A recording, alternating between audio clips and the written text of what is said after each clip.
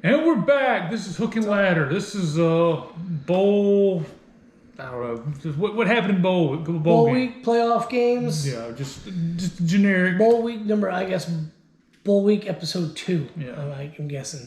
And we're going to pick up on December 28th, which was last Wednesday. Oregon knocked off North Carolina 28-27. This was a fun game to watch. I fell asleep literally as Oregon was getting the ball on that final drive. So I did not see the ending, which Bo Nix threw a touchdown pass with 19 seconds left to go in the game. I was able to catch the rest of it the next morning. That was a big week for me. I was off, so I was up late, having a good time all week, and I just fell asleep. But this is when the good bowl games really started. There's a lot of great bowl games. A few of them before Christmas, just after Christmas. But this was, I guess, the start, if you will. That's why we chose Wednesday the 28th, the start of the good ones. Right. But I was able to catch the rest of them that day. I quit watching the Texas Tech Ole Miss game because Ole Miss was just turning the ball over and getting spanked. And I was like, wow, second year in a row, a good Ole Miss team plays a Big 12 team and gets slapped around. Mm-hmm. Really disappointed with Lane Kiffin's team's performance. I mean, this wasn't like last year when the QB's going out with an injury. Their starters were there. They won too many opt-outs, and they couldn't get it done. It was lackluster second half of the season. Yes, completely lackluster. A couple of teams were like that, but this is one of the more notable ones. I'm wondering, Lane Kiffin's got a sweet deal there. He keeps winning 9 games a year, and he's fine. Yeah. I just don't see him sticking around doing that. Well, I mean, that's what Ole Miss is going to be more than likely. Yeah. I don't see them being more than a 9-win team. They may sneak around and get 10 wins. Mm-hmm. They should have got 10 wins this year, and they should have won the bowl game last year. And for all intents and purposes, they were a much better team than Texas Tech, and they got spanked. Mm-hmm. Is Jackson Dart staying? He's. I think he's. Yeah, I guess he is. Yeah, he's. I mean, he's. I think he's staying. Yeah, the other guy, Altmaier, he went to Illinois. Okay, that's right. Anything on that Wednesday you else want to talk about? Arkansas. Yeah, UCF got spanked pretty hard by Duke, which was a surprise because I thought UCF was probably just going to out-athlete them at the skill positions, and it was ugly. Kansas, Arkansas, man, Arkansas had no business even letting this game get anywhere near this close. 3 overtime thriller. They were going to 2-point conversions. I mean, Arkansas was up huge. And I want to say Kansas scored 28 points in the fourth quarter, 21 points in the fourth quarter, something like that. Arkansas completely shit the bed in the fourth quarter. I joked with our friend Julie from the Facebook group, and I was like, "Hey, you need to fire the defensive coordinator." And she's like, "Yeah, he already got fired. This is the interim guy." I'm like, get rid of that dude. Just leave them wherever they're at. Whatever city they're at. Yeah. So good week, good day of games. Wednesday we had to 4 games. Yeah. And Thursday, December 29th, we had the Valero Alamo Bowl. Washington knocked off Texas 27-20. You see any of this one? Yeah, I watched this whole game. Washington looked good, but not great. Texas, their big-time wide receiver, Xavier Worthy, couldn't catch the football, dropped a bunch of passes, including a guaranteed touchdown. I thought Quinn Ewers didn't play all that bad. The Texas defense buckled down in the second half and really held Washington, but they couldn't get anything going. Both of the running backs, the starting running backs, opted out for the NFL, and they were both standing on the freaking sideline. And she goes, that kind of ticked me off. It's like, you're going to opt out, dude. I don't like how those dudes just like, well, we're going to go through bowl week with you guys, with the team. And I get it, they're a team, but kind of a slap in the face. You're going to go all through bowl week with us, but not practice and play. And they needed those dudes in this game. I wholeheartedly agree. Florida State knocked off Oklahoma 35-32. Oklahoma played better than they've been playing for a lot of the games. Yeah, they played really well. They got up on them pretty good. And then Florida State, had a nice comeback. Florida State's got some good wide receivers. They got a decent running back. Quarterback's okay. The handful of games I've watched Florida State this year, he's thrown a boneheaded pick in every single one, but then followed up with a couple of nice throws, a couple of touchdown passes, and ended up having a decent passing performance. But Florida State, 10 wins.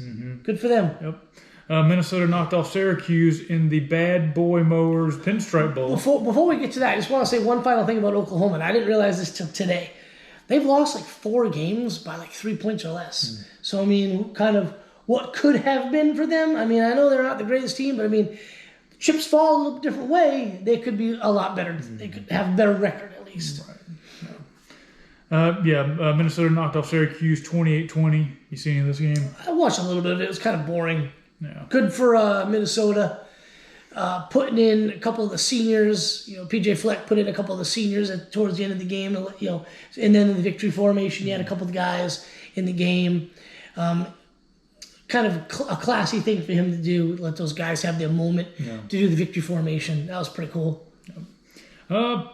Capital One Orange Bowl, Friday, December 30th. Tennessee knocked off Clemson in dominant performance, 31-14. It was a tough kind of get a, not to get a read, but it was tough to say yay or nay on Milton for me. Dude's got a cannon for an arm. All right, when he throws it deep and he's accurate, he's amazing. He also tended to sit in the pocket way too long and not throw the football and then take a sack. Didn't really run the ball like I thought he would, but he didn't really need to. He's a good athlete. I think Hendon Hooker's a much better quarterback, hence why he was starting the last couple of years. But Milton's not bad. I don't know if he's got any more time left there, but he could be. I think he's got one more year. One more year, and they got that 5-star kid Nico something or other in there. So I'm wondering how that's going to shake out next year. I know Nico can't transfer because if I'm not mistaken, I've been hearing ever since he signed, his multi-million-dollar NIL deal has a clause in it that he can't transfer, or if he does, he loses all the money. Okay. But that was a good game. It was the nightcap, Friday night. We sat here and talked last video. I thought Klubnik was going to just take it to him, and he played well, but he was under duress the whole friggin' game.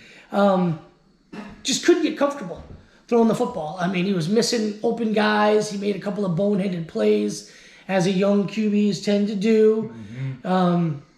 But hey, got to give Tennessee credit. They were on poise to have a great season. They still have a great season. Yeah. They won 11 games. But they were on par, ready to do something special, and they lost to South Carolina. And that killed their season. Yeah. Hendon Hooker goes down. They finished the season strong by beating Vanderbilt. That's not really saying a lot, but you have the 2 wideouts opt out, and Hendon Hooker's gone. And to bounce back like this against what I thought was a Clemson team that was, on the rise, had some momentum going for them, they took it to them. Yeah. So I got to give them credit. Props to them. I saw that they were making Christmas ornaments commemorating their win over Alabama, and then now there's a book. So a 10-2 season now gets the University of Tennessee football program their own book. Usually that's reserved for teams who win the national championship, but not at Tennessee. Just win 10 games and you'll have a book commemorating the season. Well, they beat their biggest rival. They did. Give them and their second props. biggest rival beat the hell out of them. But, you can't have it all. True, and I'm going to make fun of them. But I got to give them credit. This is the best year they've had in, 15 years? 12 years or so. So, hey, let them have the book. Let them have the Christmas ornament. Yeah. Moving right along. Pittsburgh knocked off UCLA 37-35 in the Tony the Tiger Sun Bowl. Didn't see any of this game, and I don't know why, because I was off on Friday. I think I was maybe watching something else at I think it was time. early. Yeah, because I didn't catch any of that. I did catch the highlights, and I was surprised, because DTR is a good QB. UCLA's had a good season. No business losing to Pitt, man. No business losing to an ACC team. And they did. Yep. Let's see. In the Tax Slayer Gator Bowl, Notre Dame knocked off South Carolina 45-38. Just think how that season started for Notre Dame. They sure did finish strong this season. Buckner looked good at QB. South Carolina, I feel bad for them. They ended the season on probably one of the best runs in their history by beating Tennessee and then Clemson like they did. 2 highly ranked opponents, 2 rivals. So many opt-outs at running back. I know they got some pretty good wideouts, and there's so many guys right now on South Carolina. that haven't decided what they're going to do next year, go pro or go to the portal. So if things don't shake out the right way for South Carolina, they could be horrible next year. All the dudes who are contributing this year that made those 2 big wins possible have the option to either go pro or transfer. Right. 2 of them already had with the running backs. So I kind of thought if just one of those backs had stayed, they probably win this game. They were up, and then they just kind of let Notre Dame, take it to them physically in the second half. They just didn't have the guys, and that's no excuse. Notre Dame played a great game, but still, they weren't playing with their full team. They played with the team they had a month ago. That's a different story. I agree. Yeah. Duke's Mayo Bowl. Maryland knocked off NC State 16-12. I saw a little bit of this game. NC State's offense is so bad. It's hard to watch. Best part of this game is the coach for Maryland got the Duke's Mayo back, but he put a hat on. Yeah. Wasn't the same. He didn't really get it on. He had like a little jacket on with a hat. Didn't really count, but I still think that's freaking hilarious. Yeah. Ohio played at Wyoming in the Barstool Sports Arizona Bowl. Ohio knocked off Wyoming in overtime, 30-27. I did not see any of this game. All right, we'll start at the bottom. We'll do. Is there any more games that below that? No. Where was the? Oh, okay, that LSU game. Okay, yeah. So your Friday moves on to Saturday. Iowa. Let's just do the playoffs last. Okay. Let's see. Iowa versus Kentucky. Iowa knocked off Kentucky in the Perfect Music City Bowl, 21-0. Lackluster performance by Kentucky. Didn't even show up. Iowa's defense is good. It's not that good. I know what they were. They were ranked statistically top 10 outcast. They're not that great. Right. Their offense is horrible. Kentucky's a pretty good team. Offensively, I know they were without Will Levis, but good Lord, this was an ugly game. They couldn't do anything, and Iowa just slowly bludgeoned them to death. And it was almost as like the first blow knocked them out. The second one was just for fun to just hurt them a little bit more. Then they finally kind of come to, and I was like, I'm going to hit him again. It just bludgeons them one more time. Then Kentucky just died. And it was ugly. It was really hard to watch. I was watching this one along with the Alabama-Kansas State game, and I had to turn it off. This is just bad football. This is bad football. So I ended up watching Alabama, Kansas State for the most part. Yep, the All-State Sugar Bowl. The Sugar Bowl at noon on New Year's Eve, which was another noon and New Year's Eve. Yeah. Usually on New Year's Day at night. It's a nightcap. It's kind of sacrilegious to have the Sugar Bowl. I blame the Rose Bowl. I'm not a huge Rose Bowl fan. Anyway, last time we did a video, I said that Alabama was going to straight up murder Kansas State. And they did. They did, but it didn't look like that at first. And it was almost like Alabama was like, we want to give them a little bit of false hope because we think it's going to be fun to just antagonize them and then kill them. And that's basically what happened. I mean, Bryce Young looked like, where was this performance? Where was this through the season? If they had done this to LSU, they'd probably be in the SEC championship. I don't know if they would have beat Tennessee because Bryce Young and the offense did have a huge day that day. But where the hell was this for LSU? Where was this for a handful of the games? Yeah. They look great. Yeah. They look a top 4 team. Yeah, and I'm kind of wondering, maybe they played up because it was Bryce's and Will Anderson's last game. And I heard, I don't know how true this is, but the damn little ticker said that, what's his face, the running back's gone too, going pro. Yeah. Gibbs. Jahmyr Gibbs. Yeah. I could have sworn that kid was only a sophomore. No. But anyway, great game for Alabama. Kind of an excellent way to, if you're an Alabama fan, you're used to going to the national championship every freaking year. Right. So losing 2 games and playing in the Sugar Bowl, as crazy as that sounds, that's a huge disappointment. Yeah. But great way to end the season for them, getting that Sugar Bowl win. I think, all things considered, this was one of the most talented teams in history. They were basically a shoo-in to play for the national championship, and it was a massively disappointing year. And I think the way they bounced back, there were opt-outs on that team, but the 2 most important players didn't opt out, and they got the win. So that's cool. Moving right along, we'll go to January 2nd, the Rose Bowl, presented by Prudential. Penn State knocked off Utah 35-21. Cameron Rising got knocked out of the game. Yep, for the second straight Rose Bowl. And so Sean Clifton played well. Played real well. Yeah. I was really surprised that Penn State did this to Utah. Utah, I know, is probably the most physical team in the Pac-12. They're a good football team. It was a really good game in the first half. And then kind of second half, Utah really couldn't move the football or stop them. And then when Rising went out, it snowballed from there. The dude come in through a pick. Next possession, he slipped and fell on like third down, or second down, like third and like 18 or something like that. Really surprised Penn State was able to do what they did to him. Yeah. I was extremely shocked Utah wasn't able to stop him, at least keep it a little bit closer. In the stadium, you come over, we were watching it. That stadium looked like 70-30 Utah. So, second straight Rose Bowl loss. Big win for Penn State. Huge win for Penn State. I mean, they didn't have a bad year, but I kind of look at Penn State as, other than Ohio State, they need to be where Michigan's at now. They need to be one loss or undefeated, fighting for that Big Ten championship, and they really haven't done that at all since James Franklin's been there. Respectable records almost every year. They're number 10, surely to move up into the top 10, obviously. Right. So really great way to end the season. Disappointing for Utah. They had a chance to really kind of show the world what they could do in the last couple times, other than USC, but I'm not even going to go into. We'll talk about that in a minute. They had a chance to show what they could do against a really good team, and couldn't get it done for the second straight year. And like I said, second straight year, Cam Rising went out. So, I mean, he came back, I guess, to play in this game again. And he's got one more year, so we'll see what happens. We'll see what happens. Anything can happen. It's Utah. In the Goodyear Cotton Bowl Classic, Tulane knocked off USC 46-55. It was a fun game to watch.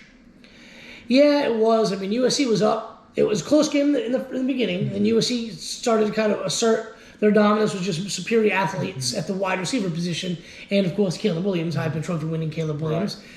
Looked good. Looked to have not too much residual effects from the hamstring injury, which cost them the Pac-12 championship against Utah.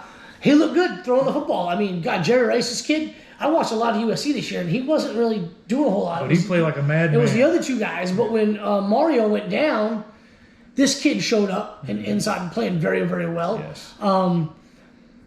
Their defense is god-awful. Yeah, oh my God, it's so bad. Like, they didn't have any business losing this game. That defense just, all of a sudden, they kind of looked like they were up a little bit, and they're like, oh, we're just going to, hang out, let's get out of here for the win. Nope. Tulane with a great comeback win, awesome safety, and then they get the ball back, go down the field, there was score a that. touchdown. The start of that, they scored a touchdown and kickoff to the 1 yard line. It hits the kick returner's hands and goes out of bounds at the 1 yard line. And he had that stupid look on his face, like, oh my God, what did I just do? And then they get the safety, and then they get the ball back and score the game-winning touchdown. And I have not seen if Drench has been fired yet, but he has to go. This is a recurring theme for Lincoln Riley-led football teams. All offense, no defense, and we all know what Lincoln Riley's done. He's gone to the playoffs a couple times with a few Heisman Trophy-winning quarterbacks, and almost did it this year. Yeah. Still can't get over the hump. And I predicted them to go to the playoffs this year, and they almost went. Yeah. Well, But I don't care if they did. They weren't getting by the first round with that defense.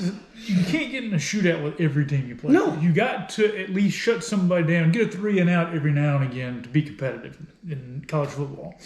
Moving right along, LSU destroyed Purdue 63-7 in the Cheez-It Citrus Bowl. Another cool bowl. I like Cheez-Its. And apparently Brian Kelly wants people to think he likes Cheez-Its, but you can look at his face and tell that he probably thought it was gross. Fun game if you're an LSU fan. A horrible game for a Purdue fan. I watched first half, and it was basically over. LSU kind of just did whatever they felt like offensively. It seemed like the offensive guys were having a lot of fun. Multiple guys were catching touchdown passes, and you can kind of tell they were just having a lot of fun. Yeah. So good for them. A huge year for Brian Kelly. First year, play like that, the recruiting like they are, they might be a problem going forward. I agree. And let's see, the last non-playoff game, Mississippi State knocked off Illinois 19-10.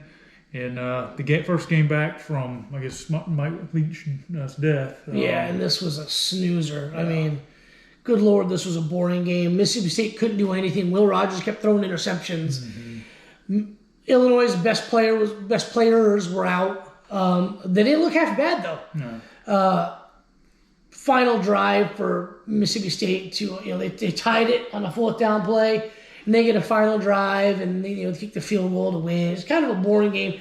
To kind of honor, they got to win, honor Coach Leach. Awesome helmet decals with the pirate flag and the And the last play of the game was crazy. Yeah, the last play of the game was crazy with the laterals and everything. But I mean, I thought a fitting tribute to him with them being throwing it for 380 yards and 5 touchdowns, but whatever. I think they were trying to. They were trying. It was boring. Yeah. Well, let's talk about the playoff games. 2 of the most exciting playoff games we've seen in a long time. Easily the best playoffs we've had since the start of the playoffs. Granted, it's not that old, but yeah, because every single year there seems like there's always at least one blowout in the playoffs. Yeah. Last year was 2, but these 2 games, man, awesome. Yeah, TCU and Michigan and the Fiesta Bowl. TCU knocked off Michigan 51-45. TCU came to play, and Michigan just kept giving the game away. Yeah, I mean, 2 pick sixes, right? And then they fumble on the goal line after what I thought and everybody else in the freaking world thought was a touchdown. Nope, not a touchdown. Ball on the 1 yard line. First play, they hand it off to what would have been the 3rd string running back, and he fumbles. TCU gets the ball, but the first possession of the game, Michigan gets it inside the 10, and goes for a 4th down and calls kind of a dumb play and gets stopped. Turnover on downs. First possession of the game, I don't hate it, but I'm taking the points there. Just take the 3. So basically, they gave TCU 14 points and then took away a minimum of 7 points for themselves. And still they hung 49 on them.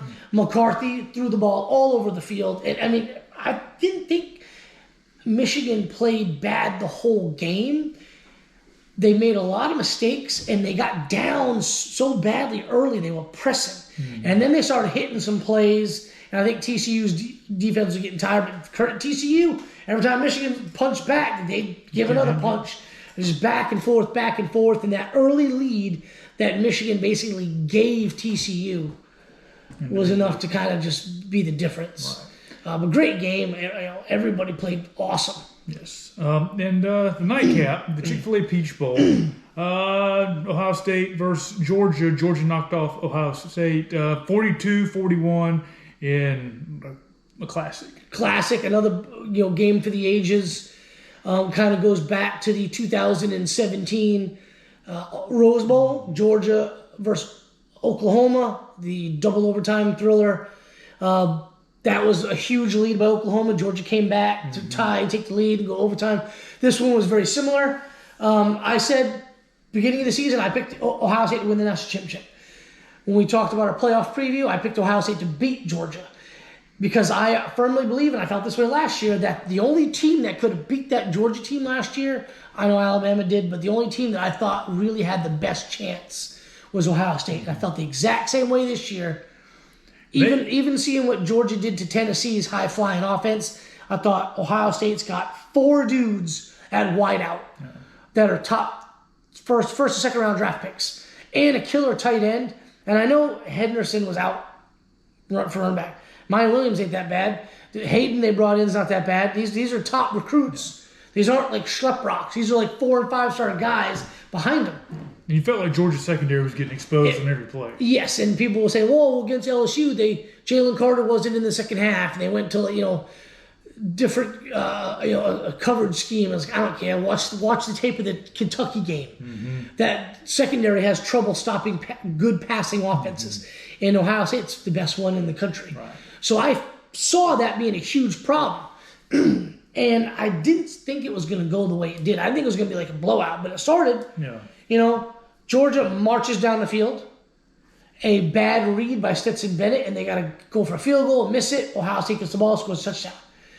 Georgia marches all the way down the field again, scores a touchdown. And then Ohio State scored a couple more.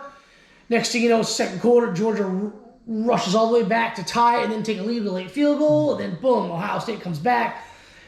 First half was amazing. Second half was kind of boring until like the last 5 minutes of the game. Georgia gets the ball back. So they first possession of the third quarter, Ohio State scores a touchdown. And then Georgia basically stops them. 2 field goals after that. And then Georgia comes in in the fourth quarter and scores 17 points. Stetson Bennett played like a madman. 18 points because it was the 2-point conversion. Stetson Bennett, 190 yards and 2 touchdowns in the fourth quarter alone. Most of any playoff. That fourth down, Brock Bowers, they gave the fourth down and he didn't get it. And they went to a commercial. And then they reversed it while it was a commercial. But, the replay was clear. He was not on the ground. He was in the air with his hand inbounds, first down. I thought that was a good call. The targeting thing, I didn't think it was targeting because it was a shoulder. But, man, they should have called defenseless receiver. Yeah. However, I'm not really sure how it would have played out because Harrison was out of bounds. There was the hat and the flag on the far corner of the end zone. But, man, when he went out, he didn't do anything in the third quarter. Right. They changed coverages, but when that went out, when he went out, they were in trouble. Georgia was able to come back. Neither team wanted to play defense at all. No. Georgia rushes back. End of the game, 2-minute drill. They need a touchdown to win the game. And they get it. And they leave too much time on the clock. Yeah, 4 plays, they get down, they score a touchdown. Awesome drive by Bennett. 54 seconds left on the clock. I looked, when they scored, I looked at the clock. I was like, dude, that's too much freaking time. And then, lo and behold, C.J. Stroud's like, hold my beer. He comes out, leads him down the field. You hate to see it end like that. And I was listening to an Ohio State podcast today, and they were saying that the last 2, they felt, the guys in the podcast feel like that was out of his range. So the last 2 plays, they try to just throw it and get a few yards. And the first play, they try to run it, catch a Georgia napping, and maybe get like an 8-9 yard run. Didn't happen. It was a loss. And the 2 pass plays were trying to get a little closer. They felt it was a little out of his reach. But I didn't know anything about this kicker. Kirk Herbstreit kept saying the whole time, this kicker's really good. Ruggles is really, really good. Great kicker. So I'm like, this dude's going to hit it from 60. Kirk Herbstreit saying how great this guy is. I felt bad. Where the camera was behind, instantly kicked it, missed it.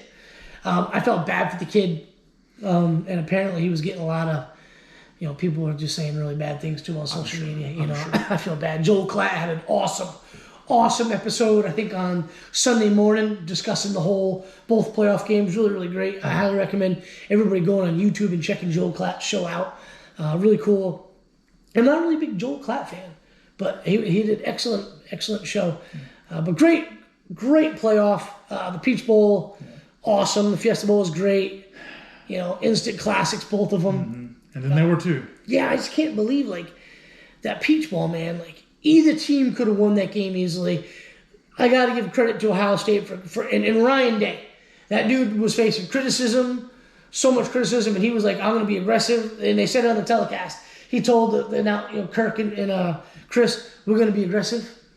He was crazy aggressive. You know what that game felt like?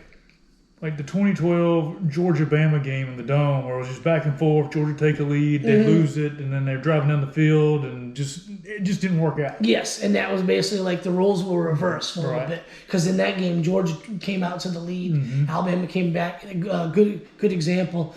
But I thought Day called a great game. C.J. Stroud played awesome.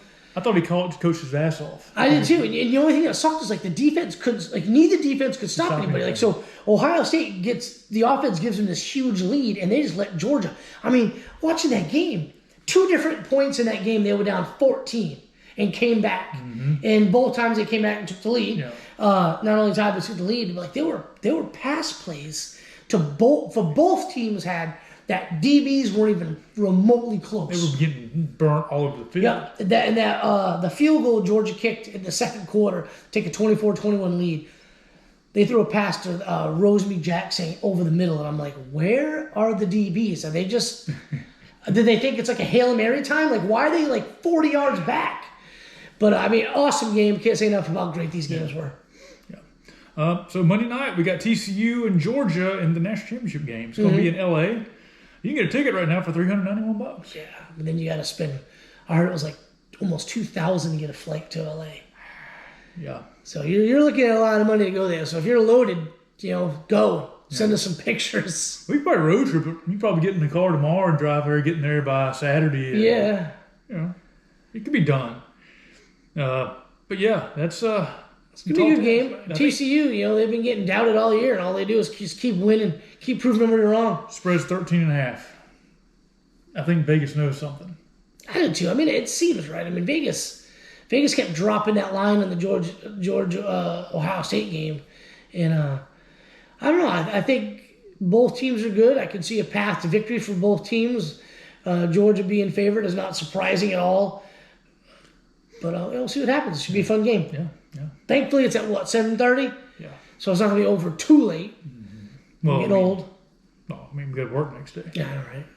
So I guess that's it. Unless you want to talk about the transfer portal, we just say wait on that one. Yeah, because there'll be guys. I haven't really heard anybody from Michigan or Ohio State go in. I know they had some guys before the playoffs saying they would go. One guy from Ohio State just committed to Florida. But there'll be guys from TCU, and I'm sure there's going to be a lot of players from Georgia. Already heard rumors of a couple of DBs and wide receivers. There's going to be some guys on the lines of scrimmage, maybe a quarterback. There's going to be a lot of guys leaving Georgia. There'll be a lot of guys coming into Georgia, too, as well as TCU. We can talk about that next time. For Georgia coming in. That's it. It's interesting. We live in exciting times with college football. Portal's making things a little bit better, getting more parity and competition. Yeah, more balance. Yeah. All right. Well, I guess that concludes this week's episode. See you guys. You guys be good. Bye.